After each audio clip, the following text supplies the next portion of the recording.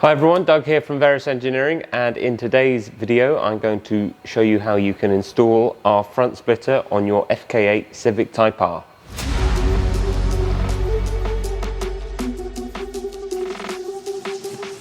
These are the components that you'll be installing or using for the install. So we have our front splitter support here, we have the splitter itself, and then we have 4 clevises and 2 struts for the splitter and the clevis. Okay, so first things first, obviously get the car jacked up, either on axle stands or if you have a ramp, that would be great. And then the first thing we're going to do, we're going to be removing these 10mm nuts that are on either side, and then we're going to be removing a series of these plastic clips. I won't film every single one because there's quite a lot and that's not very interesting viewing. But the installation manuals that we have on our website will show exactly which ones you need to do, and you'll also see me unclipping a load of them. So let's do that right now. Bolt here that's on the underside of the front bumper, we are going to be removing this Phillips head screw from the side, which is just in front of the front wheels. And this is a little harder to see, but on the underside of the car as well, we're going to be removing this H5 Allen bolt and this 10mm bolt up here as well.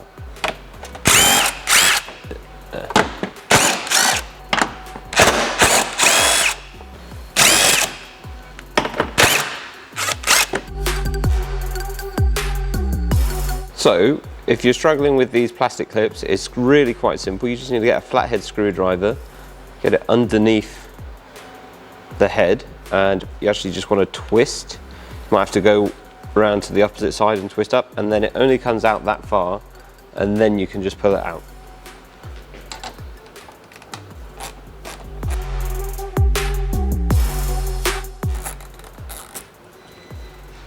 Okay, so with all of the plastic clips removed and the hardware removed as well, it's a case of just pulling this from the side.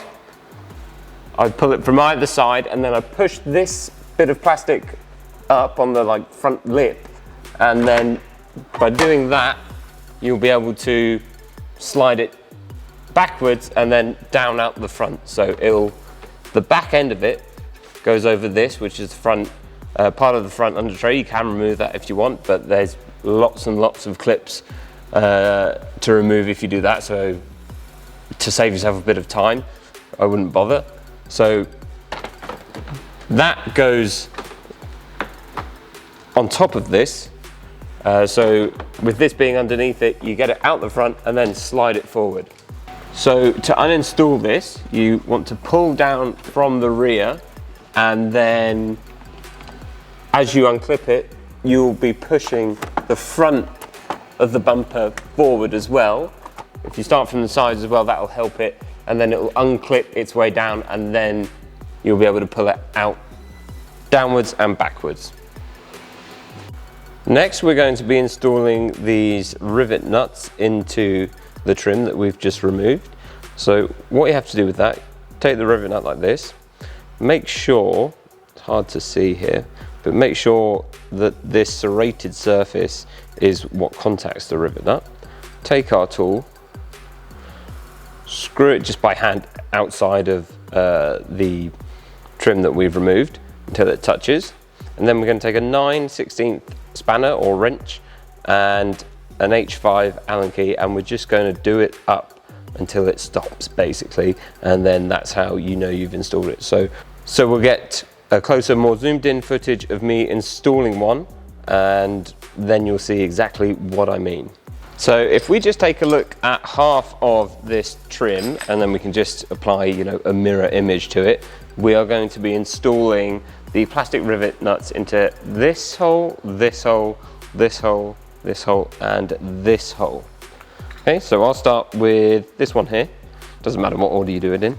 So I've already prepared the tool like so, and then you just put it in and take your 9/16 spanner or wrench, sorry, and put it on there, and then tighten it up with the H5 Allen key tool. Okay, so we've gone there until I can't really twist it by hand anymore. So then we just unscrew it, take that off, and then remove the tool. There we go, and then we flip it over. That's what it looks like when it's been installed correctly. As you can see, that's what the trim looks like with all of the rivet nuts installed. One thing I would say, if you're going to be installing 10 in a row very quickly like that, I would get some WD-40 or a bit of grease and put it on the threaded section of the tool, which will prevent it from damaging, because it does get quite hot if you do 10 in a row quickly like that. Okay, so this is a little tricky to capture on camera, so hopefully you can see exactly what I've done here. Also, we have an aftermarket intercooler here by PWR. That is a lot thicker than the OEM one, so we're going to be struggling for room more than if you just had the OEM one. But we can still do it, it shouldn't be too difficult. So here I've marked the center of this crash bar, which is where we're going to, the crash bar that we're going to be mounting the clevises on. So I've marked the center here, and then the distance outwards is 9¼ inches on either side. So I'm just going to show you the one side here, and then do that on that side and that on the other side, and that is approximately the distance between the holes on the splitter support, front support. So that's what we're lining up. We're lining up the clevises up on the crash structure with the holes for the clevises that are going to go onto the actual splitter. So that's what we're doing here. Now, with this outer hole location marked, I've made a little indent. I've just used an old screwdriver and just hit it lightly with a hammer, just to make a little indent so that my drill bit won't wander when I start drilling. So we're going to start off by using a drill bit that's an 1/8 inch, and then we're going to progress up to 3/8 inch and do the same on the other side, and then we'll be fitting another riv nut, the clevis, using the aluminium M6 riv nut that we have provided in the kit. So let's drill. Now, with our holes drilled, we are just going to install the aluminium rivet nut, or aluminum, sorry, rivet nut, and it's the exact same installation process as we did with the plastic ones for that trim earlier, but I'm going to make my life easier and use an extension, because then I can get full range of motion on my Allen key rather than doing tiny little movements. So it's the exact same thing though, so you're just going to wait until it goes tight. So now that's tight, just going to crack it off like before, and then should be able to unwind it. Let's crack it off a little more. There we go.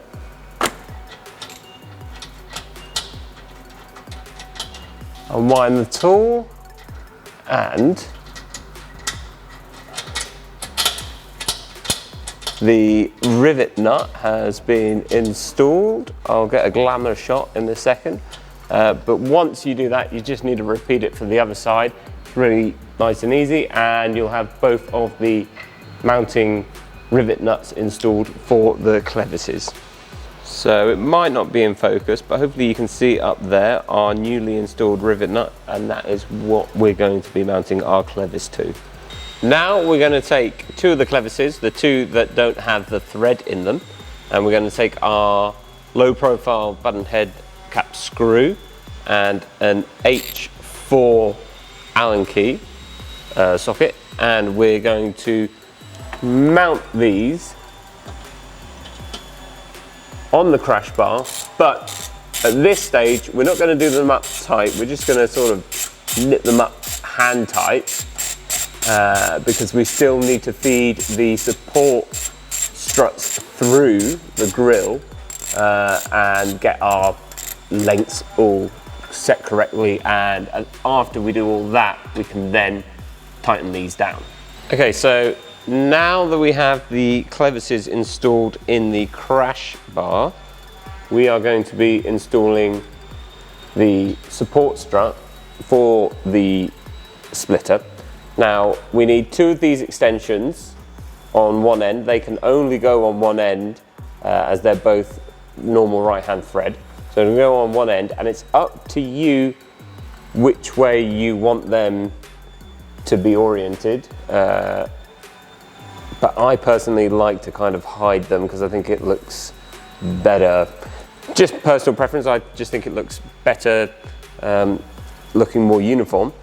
So we're going to take it on, the clevis is lined up roughly here, so the second filled in grill piece from the top, and we're going to go 1, 2, 3 down is where we've discovered is the best location for us, and we're going to mount that into our clevis using the serrated nut, which I'm going to show you here, the 12mm outer diameter washer, and I believe these were the 25mm button head screw, button head cap screws, sorry.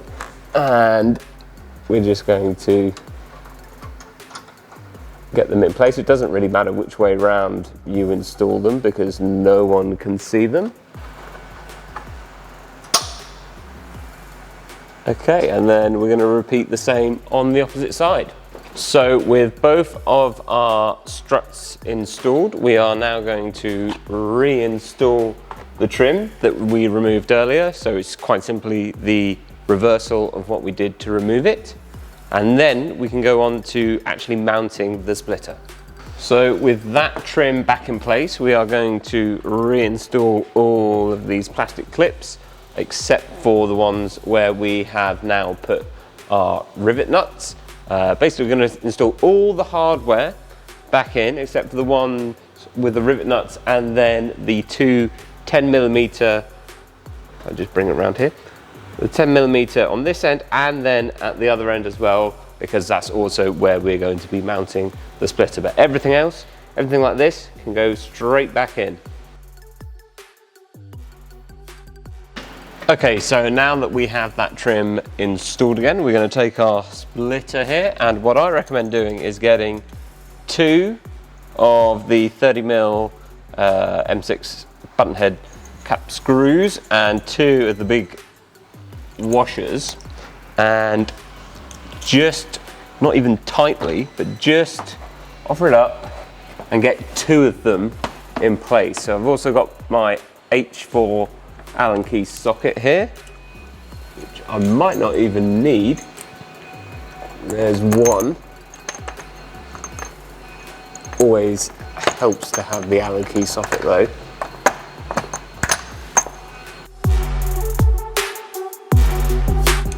So there's one installed, and then try and do one like a little further away because that will give it a bit more, won't flex so much.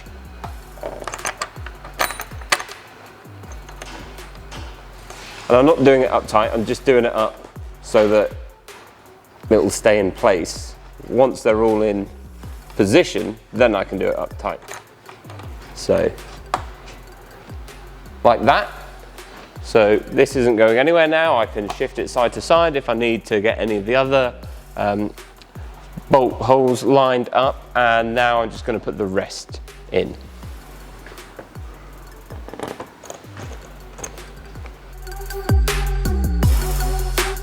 Now you'll notice that I'm not doing any of these up tight at this stage. I'm literally just getting them started. And then once I'm happy with where everything lines up at the end, I'll do them all up tight.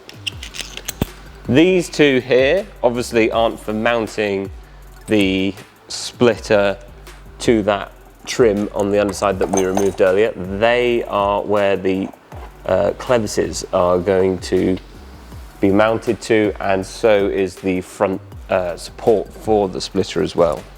But I will show you in a second what that looks like.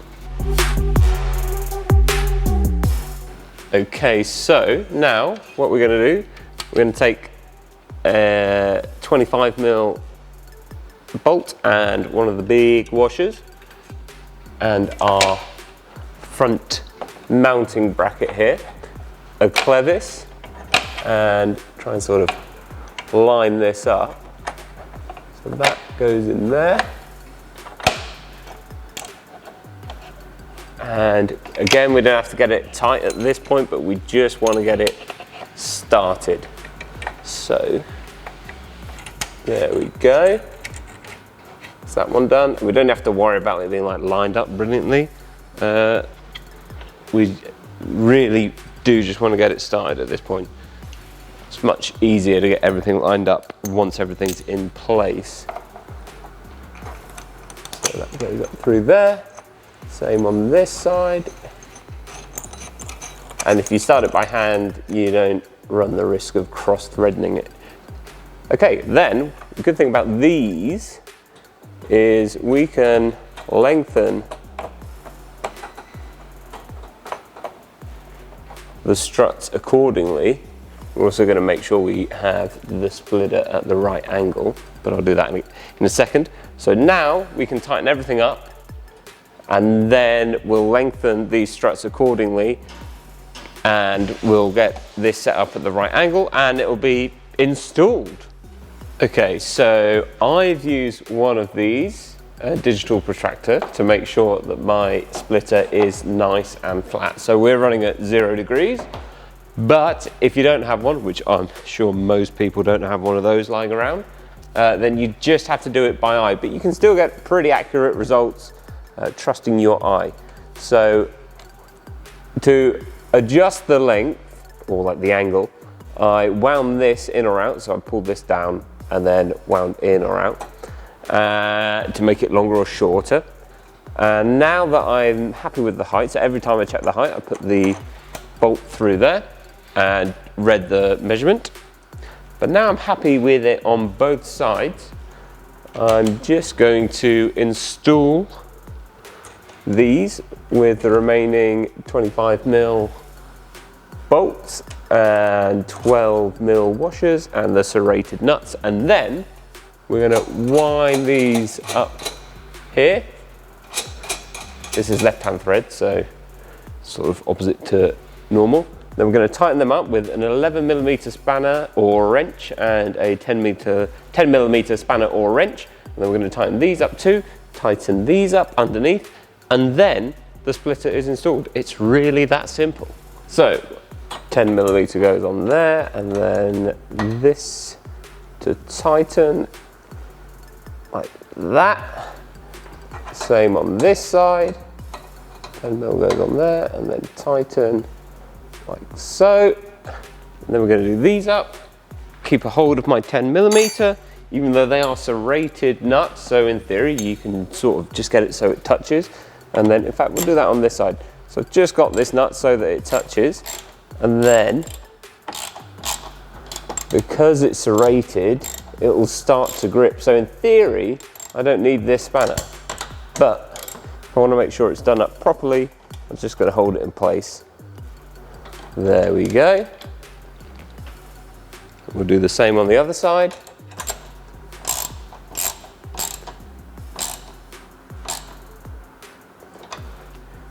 Now make sure these are tight underneath.